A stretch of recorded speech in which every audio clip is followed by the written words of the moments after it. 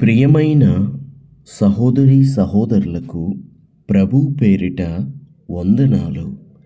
మీకు మీ కుటుంబానికి యేసుక్రీస్తు యొద్ద నుండి దీవెనలు ఆశీర్వాదములు మెండుగా కలుగునుగాక. ఈరోజు యేసుక్రీస్తు యొద్ద నుండి మీకు బంగారు మాట, దేవుని వాగ్దానము. కీర్తనల గ్రంథము 46వ అధ్యాయము 5వ వచనము. దేవుడు ఆ పట్టణములో నున్నాడు, దానికి చలనము లేదు. అరుణోదయమున దేవుడు దానికి సహాయము చేయుచున్నాడు. God is in the midst of her, she shall not be moved. God shall help her and that right early. దేవుడు మీకును తోడై ఉండునుగాక. హల్లెలూయా, ఆమేన్. దేవుడు ఆ పట్టణంలో ఉన్నాడట. ఆ పట్టణము ఏ పట్టణము? ఆ పట్టణానికి దేవుడు ఏం చేస్తున్నాడు? సహాయం చేస్తున్నాడు. ఎప్పుడు? అరుణోదయమున. వాక్యం వింటున్న దేవుని బిడ్డలారా, అరుణోదయమున మనము దేవునికి సమీపముగా ఉంటే ఆ సహాయము నీకు కూడా దొరుకుతుంది. దేవునికి సమీపంగా ఉండండి, దేవుడే నీకు సహాయమును చేస్తాడు.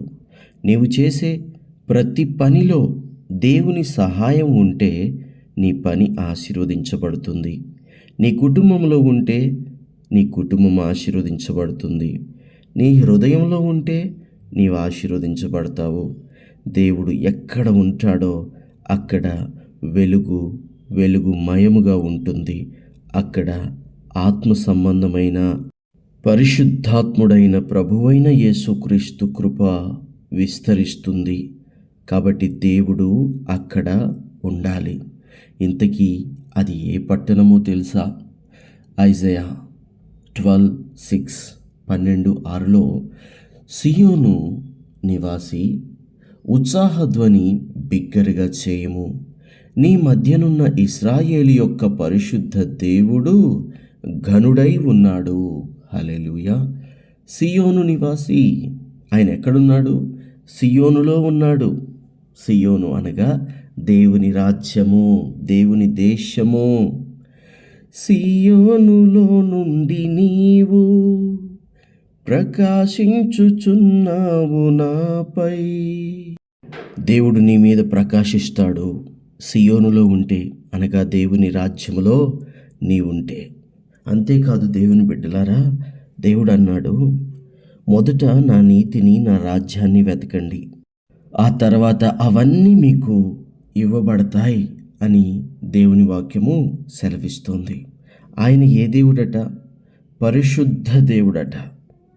దేవుని బిడ్డలారా, ఆయన పరిశుద్ధుడై ఉన్న ప్రకారము మనము కూడా పరిశుద్ధముగా ఉండాలి. మనం మధ్య నివసిస్తున్న దేవుడు పరిశుద్ధుడు గనుక మనము కూడా పరిశుద్ధంగా, పవిత్రంగా ఉండాలి. నీ మాటలు పరిశుద్ధంగా ఉన్నాయా? నీ ప్రవర్తన పరిశుద్ధంగా ఉందా? నీ హృదయం పరిశుద్ధంగా ఉందా? నీ తలంపులు పరిశుద్ధంగా ఉన్నాయా? నీ జీవితం పరిశుద్ధంగా ఉందా? పరిశుద్ధమైన మాటలు, పరిశుద్ధమైన పలుకులు, పరిశుద్ధమైనటువంటి నడవడిక నడుస్తున్నావా? ఎందుకంటే నీ దేవుడు పరిశుద్ధుడు, ఆయన మీ మధ్యనే ఉన్నాడు. కాబట్టి పరిశుద్ధంగా ఉండాలి. ఆయన ఘనుడు, ఆయన నామాన్ని మనము హెచ్చించాలి. మన మాటల్లో, మన క్రియల్లో, మన పనులలో ఆయనను గొప్ప చేయాలి. ఏది పొందుకున్నా, ఏది అనుభవిస్తున్నా, ఏది సొంతం చేసుకున్నా, ఏది నువ్వు కలిగి ఉన్నా, దానికి కారణం ప్రభువే అన్న సత్యాన్ని ఎన్నటికీ మర్చిపోవద్దు. ఆయన ఘనుడు. ఈరోజు నీకు నాకు రక్షణ ఉందంటే ఆయన ఘనుడు గనుకనే నీకు నాకు రక్షణ ఉంది. ఆయనకు మించిన దేవుడు కానీ, ఆయనకు మించిన పరిశుద్ధుడు కానీ, ఆయనకు మించిన జ్ఞాని కానీ, ఆయనకు మించినటువంటి రాజులకు రాజు కానీ, ప్రభువులకు ప్రభువు కానీ ఈ లోకంలో కానీ ఈ సృష్టిలో కానీ ఎవ్వరూ లేరు. ఆయన ఘనుడు. కాబట్టి నీ ప్రతి మాటలో, నీ ప్రతి విషయంలో దేవుణ్ణి నువ్వు ఘనపరుస్తూ మాట్లాడాలి, దేవుణ్ణి గొప్ప చేస్తూ మాట్లాడాలి, దేవుణ్ణి హెచ్చిస్తూ మాట్లాడాలి. ప్రతి విషయమునందు దేవుణ్ణి కృతజ్ఞతాపూర్వకంగా ఘనపరుస్తూ ఉండాలి, స్తుతిస్తూ ఉండాలి, సాక్ష్యం చెప్పి ఘనపరుస్తూ ఉండాలి. అన్ని రీతులుగా ప్రభువుని ఘనపరచాలి దేవుని బిడ్డలారా. దేవునికి స్తోత్రము. ద్వితీయోపదేశ కాండము 23:14లో నీ దేవుడైన యెహోవా నిన్ను విడిపించుటకును, నీ శత్రువులను నీకు అప్పగించుటకును నీ పాలెంలో సంచరించుచుండును గనుక ఆయన నీలో అసహ్యమైన దేదైనను చూచి నిన్ను విడవకుండునట్లు నీ పాలెము పరిశుద్ధముగా ఉండవలెను. అవును దేవుని బిడ్డలారా, మన దేవుడు పరిశుద్ధుడు. మనలో అసహ్యమైనది కనబడితే దేవుడు మనల్ని వదిలిపెట్టిపోతాడు. దేవుడు మనల్ని వదిలిపెట్టిపోతే మనము జీవశవాలతో సమానము తెలుసా? దేవుడు ఒక వ్యక్తిని వదిలిపెట్టిపోయాడు, ఆయన ఆత్మ ఆ వ్యక్తిని విడిచి వెళ్ళిపోయింది. అప్పుడు అతనిలో బలమే పోయింది. అతనెవరో తెలుసా? సంసోను నాజీరు చేయబడినవాడు. నాజీరు చేయబడిన సంసోను నాజీరు వ్రతమును ఆచరిస్తూ ఉన్నాడు. నాజీరు వ్రతాన్ని కొనసాగిస్తూ అతడు ఇశ్రాయేలీయులకు న్యాయాధిపతిగా ఉన్నాడు. కానీ న్యాయాధిపతి అయినటువంటి తాను త్రోవ తప్పాడు. దేవుడు న్యాయాధిపతి, ఇతను కూడా న్యాయాధిపతి.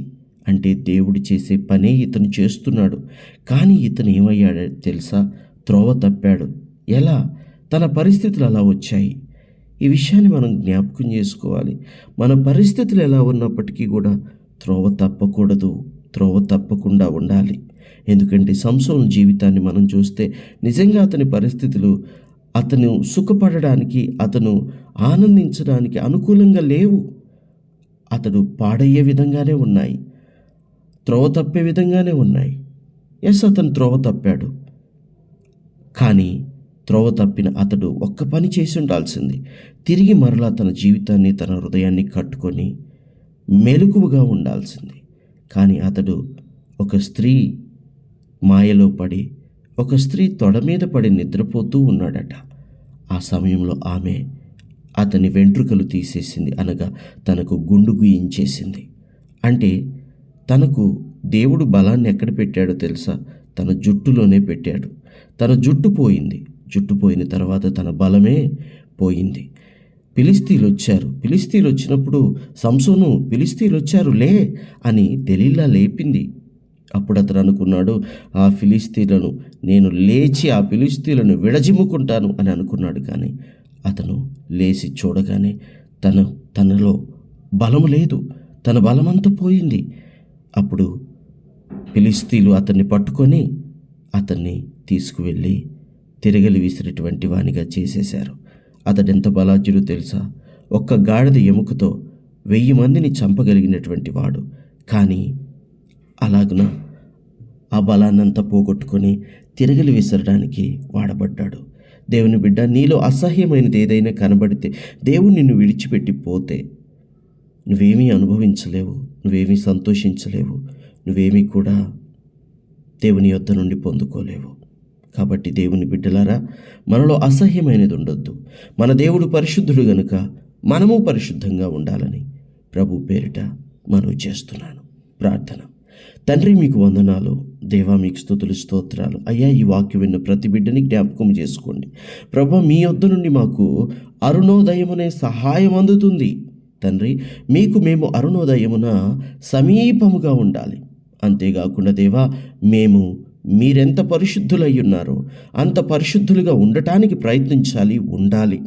ఎందుకంటే దేవా, మాలో అసహ్యమైనది కనబడితే మీరు మమ్మల్ని విడిచిపెట్టిపోతారు. మీరు మమ్మల్ని విడిచిపెట్టిపోతే దేవా, మేము ఎందుకు పనికిరాని వారమైపోతాము తండ్రి.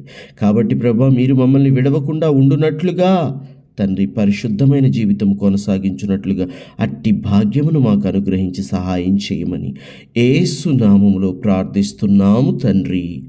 Amen, amen, amen.